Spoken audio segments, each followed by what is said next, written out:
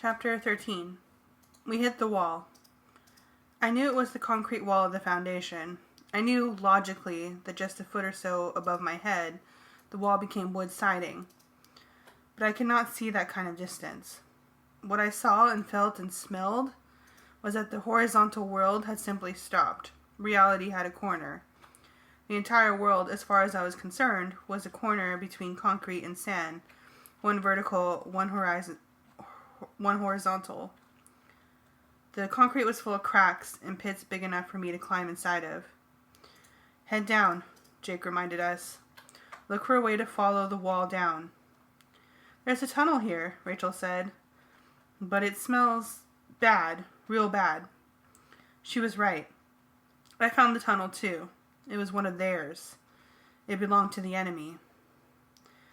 I know there is an enemy. I can sense it, Axe said. But who? What? I don't know, Jake said grimly. Let's just hope they're not around. We headed down the tunnel. The smell of the enemy was powerful. Their stench wrapped around us. We were an invading force. We were going deep, deep into enemy territory. The tunnel was narrow. Boulders brushed constantly against my abdomen. My legs kicked some away. Others had to be moved aside. I should have felt cramped and claustrophobic with the earth all around me, and my friends close ahead and behind me. But my aunt mine was at home in tunnels.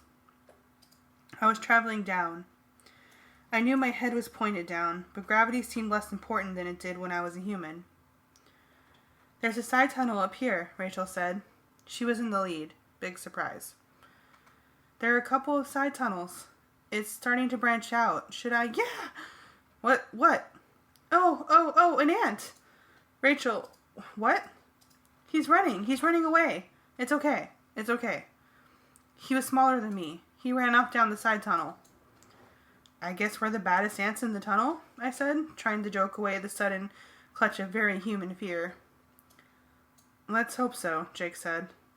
I feel air, Axe reported. A breeze. Down this next side tunnel. Follow it, Jake said. Quickly, we were out of the sand boulders and in the canyon. That's what it seemed like anyway.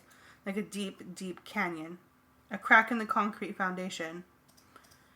We clambered over craggy rocks and squeezed along the narrow crack. All the while, the breeze grew stronger. Then we were out of the canyon. We were on a flat, vertical plain.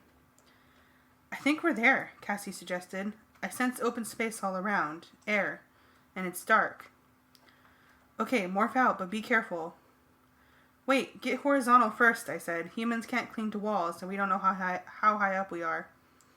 Marco's right, and someone should go first. For once, I volunteer, I said. I couldn't wait to get out of that ant body. First, I moved away from them. It was totally dark, so I didn't have to watch the changes in myself. But trust me, feeling them was bad enough. Once I was human again, I began to look for a light, and then I froze. My huge human feet could crush my friends. I stood perfectly still and ran my hands along the wall. Nothing. A bulletin board, a desk, phone, some kind of machine. Probably a fax. There, a lamp. The sudden light was blinding. I blinked and covered my eyes with my hand. As soon as I could see, I looked around. I was in a very small room, like a windowless office. I was alone. Then I looked down at my body. Arms, legs, feet. Yes, human. Completely human. We see light, Jake said. I know you can't thought speak now, so if it's safe, flick the light. I could see them now. 4 tiny ants huddled against the corner in the wall. It took my breath away. Had that been me? Had I been one of them down there? I flicked the light. Seconds later, they began to demorph. I turned away and focused on rifling the desk. That was gross beyond belief, Cassie said. She was the first to complete her change. Yeah, I agreed. I don't want to do that again, she said. I could hear the shiver of fear and disgust in her voice. I didn't answer. I was too scared to want to talk about it. If I talked about it, it would become real, you know? Better not to think. Better to shove it out of my mind. This is the place, Rachel said, when she had grown eyes and a mouth again. I recognize it.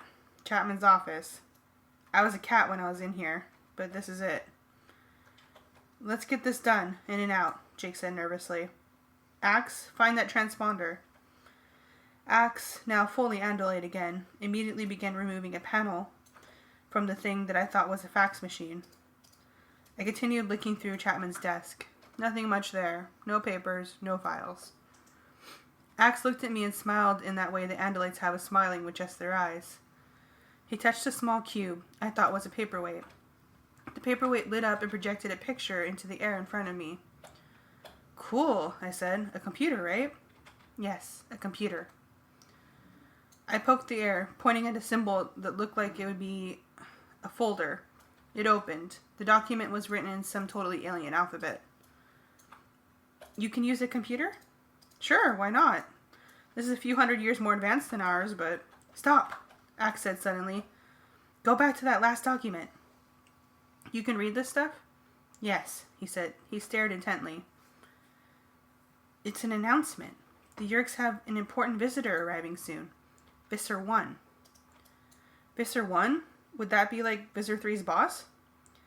Yes, Visser 1 is more powerful than Visser 3.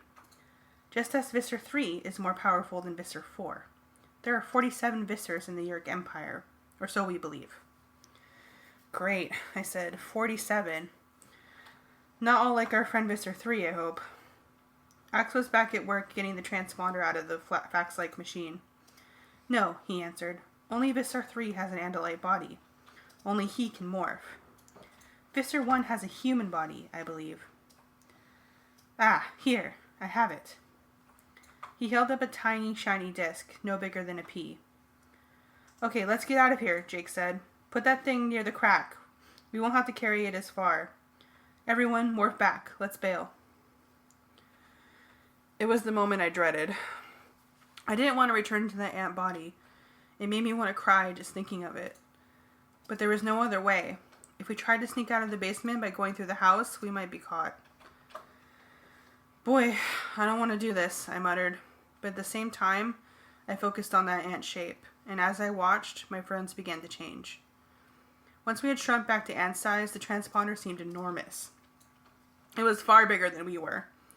Standing beside it, feeling it with my legs and antenna, it felt about as big as a 2-car garage.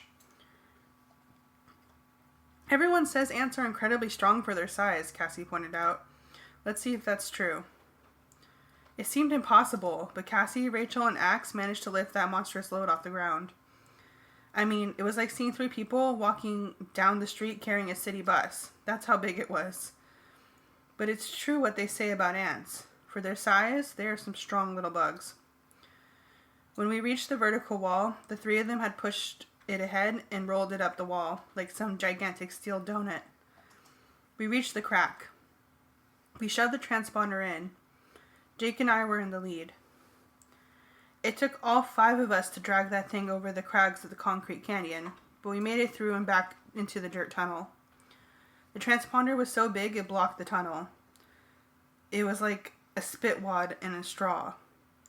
But with Axe, Rachel and Cassie behind pushing, and Jake and I clearing the boulders, grains of sand out of the way, we made progress. It happened suddenly. There was no warning. 1 second the tunnel ahead of me was empty. The next second, it was full of a charging, racing army of ants. Enemies, my ant brain said. Now the killing would begin. Chapter 14. They're behind us. It was Rachel, yelling. Breaking through the side of the tunnel, Cassie screamed. They're everywhere. Help! Help! Ah! The speed of the attack was incredible. The force of the attack was impossible to explain. There were hundreds of them, ahead, behind, flooding up from the side tunnels, bursting from the walls. My leg! They bit off my leg! Oh, my neck! Help me! There were 3 of them on me. They were pulling me, trying to force me down so they could tear me apart. Tear me apart! A force scampered over my head, brushing my antenna. He locked his mandibles on my narrow waist. He was trying to bite me in half. There was no defense. We could not win. We would all be dead in a few seconds. They were machines. Absolutely without fear. Unstoppable. Morph, I yelled. It's the only way, morph. One of my legs came loose, torn away, ripped out by the roots. Ah! No, no, help me! I could feel my waist being sawed through by the grinding sharp mandibles. A searing liquid was fired at me. Poison. They were stinging me again and again, and ripping me apart. Human. I wanted to be human again. Please just let me live long enough to become human again. Morph! Jake's voice. Then, no, no! My waist would snap. The mandibles would not release me. Then, suddenly, the pressure around my waist was gone. Instead, I felt the sandy soil pressing against me. I was growing. I couldn't breathe. Sand blocked the air. Pressure. Then the ground above me opened up. I swear it was like climbing up out of a grave. The air, fresh, clean night air, exploded up out of the sand. Jake was on top of me, pushing against me as he grew. And the others, who had been only a few inches away in the tunnel, also pressed together in a rapidly growing heap of misshapen bodies. I tried to squirm away, but it was awkward. I was only half human. But as I lay there on the ground, staring up through human eyes at the stars... Are you guys okay? It was Tobias. Cassie? Jake asked. I'm okay, she said. Me too. Jake, thanks for asking, Rachel said. We were all alive, all in one piece. 4 humans and an Andalite. I looked down and saw the disturbed sand, where we'd pushed our way out and up. Thousands of ants, almost too small to see, were racing wildly around. There, too, in the dirt, was the transponder. I picked it up. Rachel was stomping the ground back down, trying to flatten it out so it wouldn't look strange. Jake, I said, let's not do this again anytime soon. He nodded shakily. One day I'm a lobster, then I'm an ant. I figured the next step down the evolutionary ladder is a virus or something. And I just want to say right now, I'm not doing it. I'm not going to become phlegm, even to save the world. It wasn't much of a joke, but it was kind of a lame little laugh from everyone. And Rachel stopped stomping the ants. The ground. That night, when I went home, I took a shower. I found the head of an ant. It was still locked into the skin of my waist. Lots of people think only humans fight wars, that only humans are murderous. Let me tell you something.